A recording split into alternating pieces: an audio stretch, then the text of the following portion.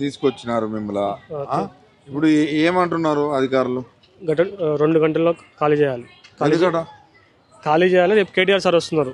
వస్తే ఏమైనా పెద్ద ప్రాబ్లం అవుతుంది, గొడవలు అవుతాయి అని చెప్పేసి ఇది చేస్తున్నారు. ఇప్పుడు ఆల్రెడీ జేసీబీలు బయట ఉన్నాయంట, వాళ్ళు రెడీగా ఉన్నాయంట. ఇప్పుడు ఎవరు ఇందాక ఆయన యూత్ లీడర్ వచ్చి మాట్లాడాడు, ఆయన సపోర్ట్గా మాట్లాడాడు. ఆయన చేసేపోయారు, జైలు వేసారు. ఎవరు గట్టిగా మాట్లాడారు ఇప్పుడు ఎవరు సపోర్ట్కి వచ్చినా తీసుకొని జైలు వేస్తారు. రేపు కేటీఆర్ సార్ వస్తున్నారు. కేటీఆర్ సార్ వస్తున్నారు అంటే మళ్ళీ ఖాళీ చేయాలి. రేపు ఆయన వస్తే పెద్ద న్యూసెన్స్ అవుతుంది రోడ్డు మీద కదా, మెయిన్ రోడ్డు. ఆయన న్యూసెన్స్ వీళ్ళు చేసేది కరెక్ట్ అయితే ఆయన వస్తే. అవును సార్, ఇప్పుడు వీళ్ళు చేసింది కరెక్ట్ అయితే ముగ్గురు మంత్రులు ఉన్నారు. వీళ్ళ మా పక్షాన ఒక మంత్రి కూడా ఎందుకు మాట్లాడలేదు సార్? ఎందుకు మాట్లాడలేదు? వీళ్ళు తప్పు కాబట్టి కదా మాట్లాడలేదు.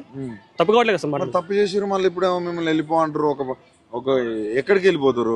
కల్లూరు వేస్తారంట. 30 కిలోమీటర్లు, 50 కిలోమీటర్ ఇక్కడ నుంచి 50 కిలోమీటర్ కల్లూరు ఉంది.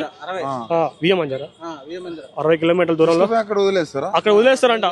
మరి అక్కడ వదిలేస్తే మీ బతుకు కేటీఆర్ సార్ వచ్చి పోతారు. మా తర్వాత తీసుకొచ్చి మమ్మల్ని మా బతుకులు మాకు రోడ్డు మీదే ఇక్కడ పెట్రోల్ బంక్ చచ్చిపోవాలి మేము. అంతా అట్లా వేయద్దులే. పెట్రోల్ బంక్ చచ్చిపోవాలి సార్.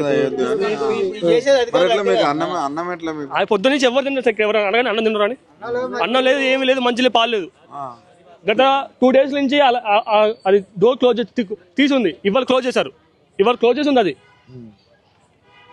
ఒక ఎంఆర్ఓ అధికారి, ఒక ఎంఆర్ఓ అంటే ఆయన ఏమంటున్నారు అంటే డైరెక్ట్గా ముఖం మీద పెట్టుకొని మీరు ఇప్పుడు పోతే జేసీబీలు వస్తాయి. అసలు ఆయన ఎవరు సార్ అనడానికి? ఇది ప్రభుత్వం, గవర్నమెంట్ ల్యాండ్, మాకుండే హక్కు ఉంది ఇక్కడ.